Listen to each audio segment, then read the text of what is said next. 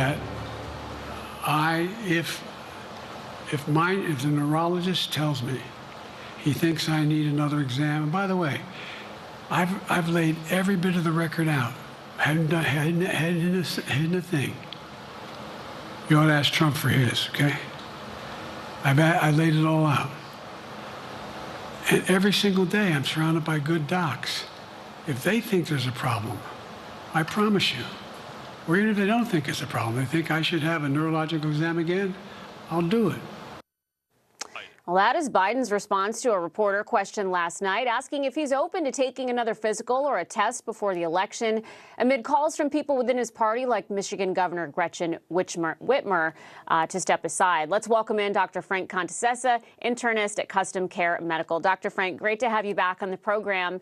There's a lot of people kind of scratching their heads today. Certainly Democrats are taking a bit of a victory lap, saying, hey, Biden was strong last night. He could talk about the issues. He appeared to be very different from the man that we saw at the debate a couple of weeks ago. How do you make sense of that medically? Well, great to be here, Jen. I mean, if that was his best performance or a good performance, then I'd hate to see a bad one.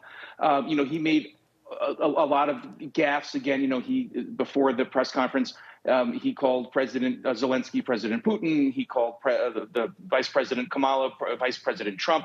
So he's still making a lot of these errors. I do think he performed better than he did at the debate. But that's kind of typical for these kind of conditions.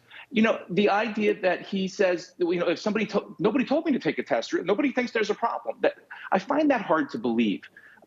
Somebody's got to put their name onto these medical reports, his physician, these neurologists that have been coming to the White House to supposedly evaluate him.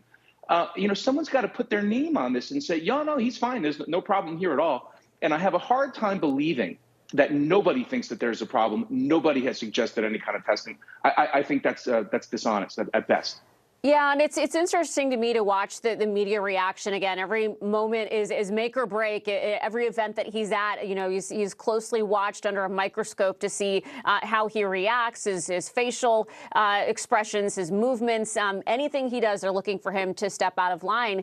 But from a scientific perspective, if we were to take it this way and say, okay, we saw the guy on debate night, how much would you need to see in terms of consistency, similar to what we saw last night with somebody that seems to be more with it to say, you know what, he did just have a bad night during the debate. There's nothing to see here. Or would that even happen? I think there are a lot of variables to be taken into account here.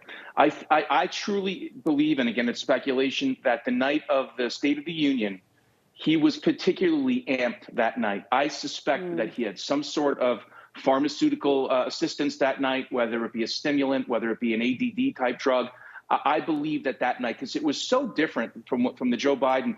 People who don't pay attention to the news, you only see the main clips. But when you watch the news regularly, you see him during daily appearances in Europe for the D-Day celebrations.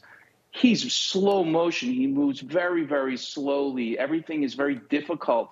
And I think it depends on whether they've given him something. It's the time of day. It's the setting. And plus, these kind of conditions, you hear it from people all the time. Oh, granddad has good days and bad. So I think it just depends on the moment that you catch him in. How much rest did he have? That sort of a thing. Yeah, and I'm curious because a lot of people, of course, will say, well, if Biden needs a cognitive test, so does President Trump. They're only 3 years apart in age. Personally, I watch the two of them and see two very different people. But what do you see when you look at President Trump compared to President Biden?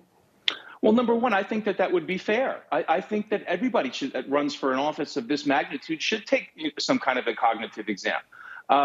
I see a vast difference. I pay close attention to the news, and I see a vast difference. Yes, President Biden was better last night than he was at the debate. But 2 nights ago, I watched President Trump do a rally in Miami in 100-degree heat, dripping sweat, and he spoke for 90 minutes, most of it off prompter. Now, right. That's not to say that he might not have a bad day or a bad moment or a slip of the tongue as well. We all do. You and I, we can have a slip of the tongue, too. We both do media. But it's a pattern with President Biden. Now, if he gets through an event without a gaffe, it's like, wow, he did great. But most times he's gaffing just about at every appearance. So I think there's a vast difference between the two. And it has nothing to do with politics or policy. It's just an observation of the cognitive appearance of both of those men. Yeah, it's very interesting. And yes, I do have a lot of slip-ups on air. This has happened for years, so it does happen to the best of us. But as you said, you see this pattern with the president at his age. Somebody just that appears, when you look at him, to not all be all there. We saw that even at the Juneteenth celebration, where many were concerned as he kind of spaced out for a period of time. Do you think that the President Biden was on any kind of drugs last night? It's hard to say. If I had to speculate, maybe he was, but at a lower dose than they gave him at the State of the Union. I think they overdid it that night.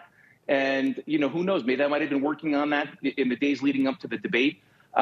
It's hard to say. These types of things can be treated or untreated. And I mentioned this on another show, that the President, John Pierre, said that he's not being treated for Parkinson's. That doesn't mean that he doesn't have Parkinson's. It means he's not taking any medication for it. And not all Parkinson's patients take medication to treat. You don't treat Parkinson's. You treat the symptoms of Parkinson's. So it's tough to say.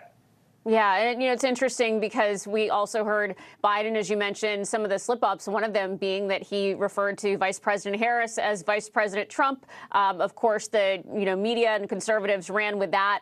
And we look at the official White House transcript, and I think we have it up on the screen there. They made sure to correct that for the president.